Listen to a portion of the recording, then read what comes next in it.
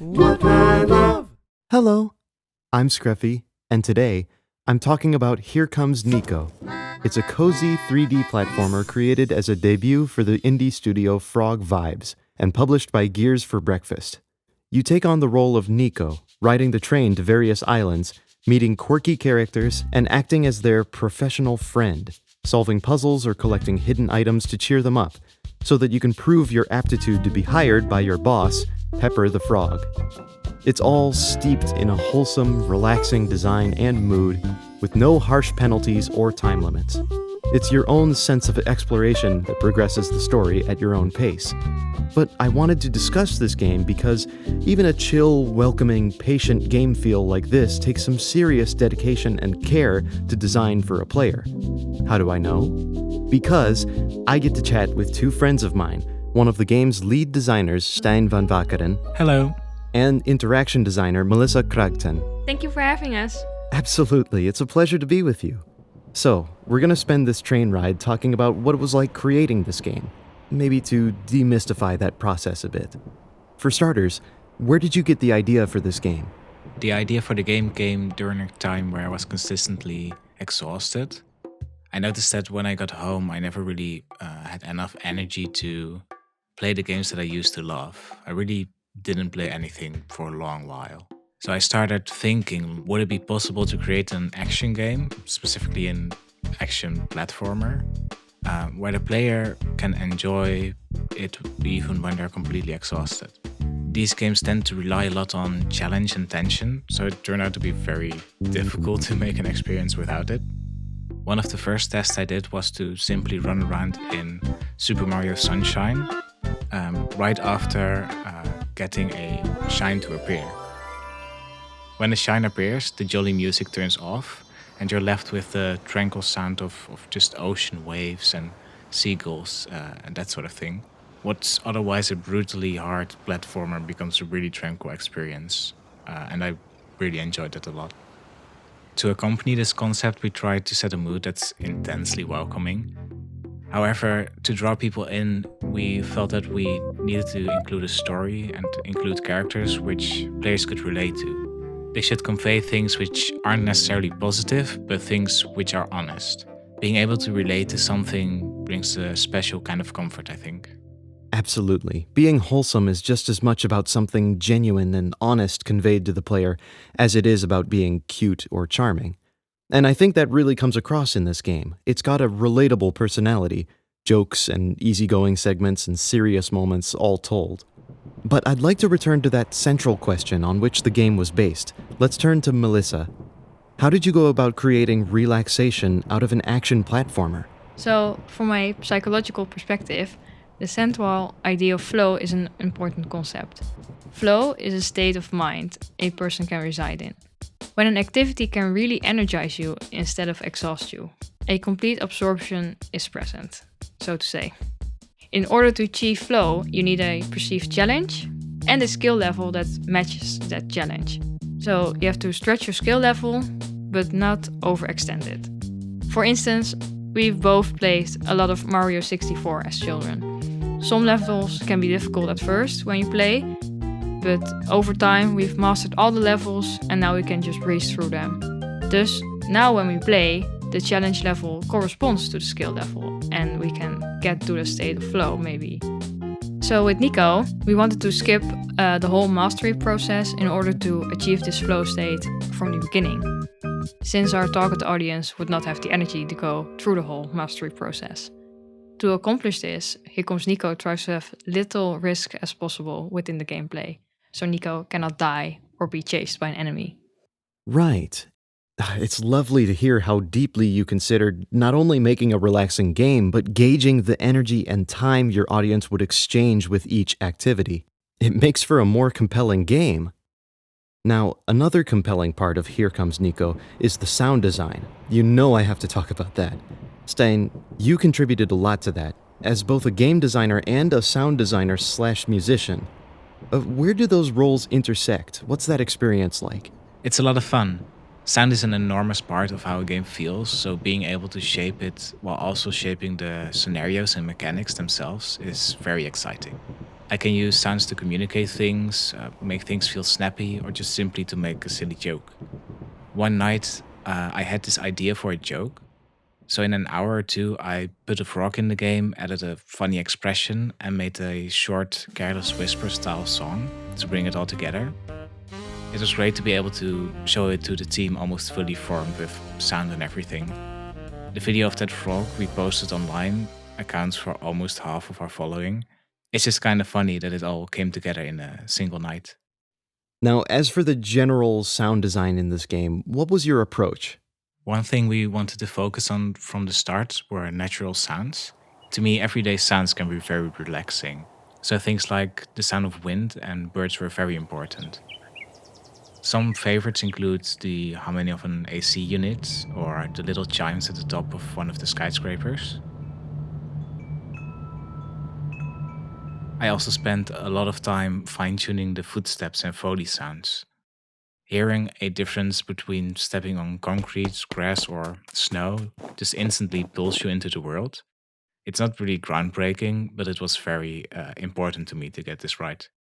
For a long time, all of the sounds were naturalistic. Niko performing a regular jump still sounds like 2 feet hitting a surface. Almost every other non-naturalistic sound is either a cute synth or something else that's musical. I did briefly think about pitching the sound effects to the chords in the music, but it would have been a nightmare to keep up with. Finally, there's the character voices. Excluding Niko's own voice and the virtual characters, all of the characters were either voiced by Melissa or me. My voice is quite deep, so Melissa ended up doing the bulk of them, I think. The process is quite simple. We sit in front of a mic saying words or sounds that we think the characters would make. Then the best bits get picked and cut into short, less than a second clips. In the game, these clips get randomized, and depending on the character, they get an amount of pitch variation too. It's not that sophisticated, but it did allow us to give a lot of voices to a lot of different characters. One of which is a cool gamer kid, so they say full words like high score or level up. I'm not sure why we did this, but it's kind of funny, I think. Doing the voices was a lot of fun. Different voices really differentiate the characters. Not only in Niko, but in other games like Hardbound, Stijn and I do all the voices. So you could say we are almost professional city noisemakers. One of the best jobs to have. I mean, the voices are one of my favorite parts of the game. It's like an extra dimension of charm on top of the character design. And the system for that doesn't have to be sophisticated. You absolutely fill in for that with a wide vocal range. But now, why don't we turn to music? That has a wider range of moods to convey, so let's talk about your approach to the soundtrack. Initially, I wanted to go for a lo-fi-esque style of music. I also remember really liking the sound of the Bee and Puppy Cats cartoon. Later on, the music shifted to be a lot more video gamey, by which I mean just all over the place. We had very different locations and eccentric characters, so I mostly focused on serving each unique situation as best I could. I think there are 3 main types of music you'll find. There's laid-back music, as you just walk around to different islands. There's also wacky music when you do certain tasks or interact with weird NPCs. And finally, there's some emotional music, which we really needed for a lot of the story points. At one point, we planned for the music to be 100% diegetic, which means that we'd imply that the characters in the game could hear the music as well. One remnant of this is the little radios you find all over the game.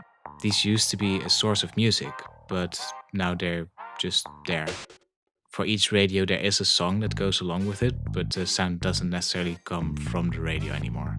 We were even planning to have the player choose what music came from the radios, but this would give us even less control over the experience as a whole, so we left that out as well.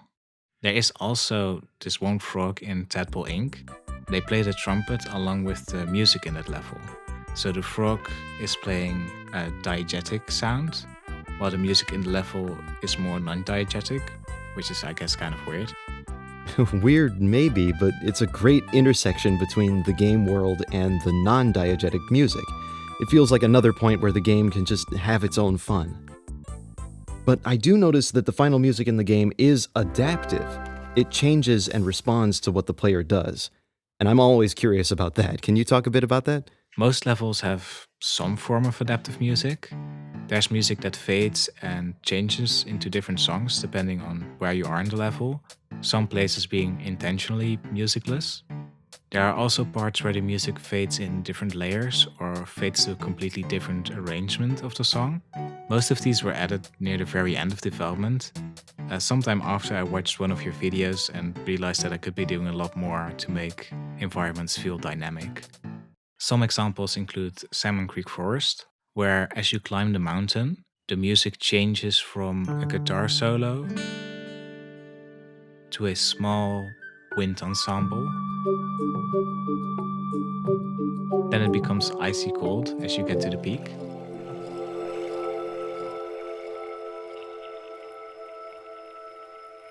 There's also Turbine Town, where the outskirts fade out most of the instrumentation in favor of a simple shaker and a melody.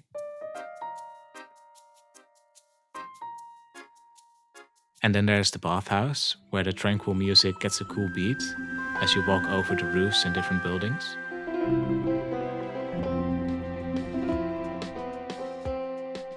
Most of these were very simple to include, removing existing layers or adding a new one, but it does add a lot to the experience, so I'll try to remember it for future projects. There's also levels where GamerKid is present. When you're near him, the background music turns into an 8-bit version of itself. This was just really me having fun with the music. Good. That's a perk of being a musician and a game designer, I suppose. It may be a lot of work, but you also get to tell yourself how much fun to have with the music. And I do hope both of you have had fun amid putting all this work into Here Comes Niko. Looking back on it, what do you think of it? Anything you would have done differently or that you've learned for what you do next? A lot of work went into this game, and I'm immensely grateful and proud of every person involved. This game really wouldn't exist without any one of them. As for the project itself, I keep being amazed at how people have responded to the game. Often it mirrors the exact responses we aimed for at the start of development. Some have also been able to connect with the game and its world on a level we really weren't expecting. Game development is very hard and tiresome work, but knowing some people were able to get genuine joy out of this really makes it worth it. And I could honestly talk for hours about all the things I wish we'd done differently. Most of it is boring technical stuff, but we did end up learning a whole lot, so I'm really excited to bring that to the next project. As for what we're gonna do next, first off, we're gonna make sure the Switch version of the game gets released. After that, there's plenty of projects we want to pursue. So there's a lot of stuff cooking, and we're really excited about it. Yes, there are a lot of things that we want to do. Making more games, learning a lot about how we can make the best gameplay, and most importantly, also take care of ourselves. No one wants a burnout. No one wants a burnout. Well, this has been such a great talk, and I think this is my stop coming up, so thank you both so much, Melissa and Stijn, for joining me to talk about your experiences making this lovely game of yours. Thank you for making this video with us. Thank you very much. And I absolutely recommend Here Comes Niko. It's on Steam, it's coming to Switch, and you can follow updates on it through the Frog Vibes Twitter and Discord community, both of which I'll link in this video's description. And a couple more thank yous. I have to thank DavoGato, my couch co-op bestie, who was basically my tour guide through this game. We had a blast exploring it together. And as always, I'd like to thank my patrons on Patreon, who help keep my video making process sustainable. If you'd like to support my work directly and get perks like your credit here, seeing videos early, a vote on what music I arrange, and more behind-the-scenes content, you can visit my Patreon link in this video's description. And with that, I'm Scruffy, and thank you very much for watching. Bye bye. Bye.